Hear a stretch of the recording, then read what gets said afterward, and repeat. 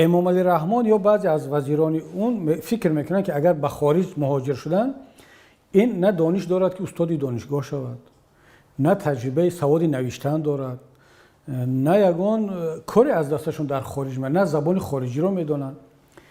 اینا خودشون رو در خارج همچنین یک انسانی عادی تصور کردن نمیتونن، همچنین یک مهاجر جای کار پیدا نمیکنن، چون از این پولهایی که دزدیدن استفاده بردن نمیتونن. اینا همش بلاک میشود.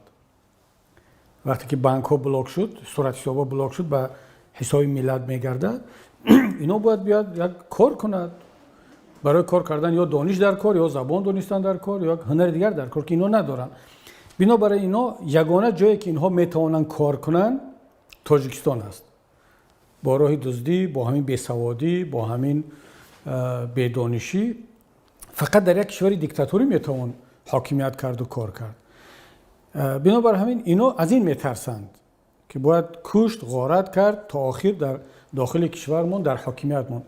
حتی اگر بالفرض اپوزیسیا در آینده با ملت مشورت کند به این نتیجه برسد که اینها رو عفو کند، زندانی نکند، اینا چیکار میکنن؟ مگر چند نفرش ممکن در دانشگاه جای کار پیدا کند یا در یک اداره برود کار کند؟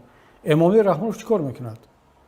آیا در دانشگاه معلم کار کرده میتواند، مقاله نوشته میتواند، یا یگان سخنرانی کرده میتواند؟ چیکار کرده میتواند؟ یگانه هنری که امامعلی رحمان دارد این دزدی، این زندانی کردن، در منبر واهمه کردن، دروغ گفتن. خب این رو که دیگر در اپوزیسیا بودن این کارو کرده نمیشود.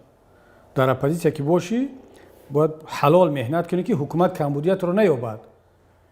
این در اپوزیسیا باشی، دزدی کردی، یگان کاری خطا کردی، بلافاصله حکومت رو زندانی میکند. این حکومتدار است که دزدی کرد، غارتگری کرد، در یک کشور دیکتاتوری اپوزیسیا هیچ کار کرده نمیتواند، ولی حکومت میتواند کرده. اما اینا نمیتونن بدون دزدی کاری کنن در داخل کشور. بنابراین همین ترسشون از همین است.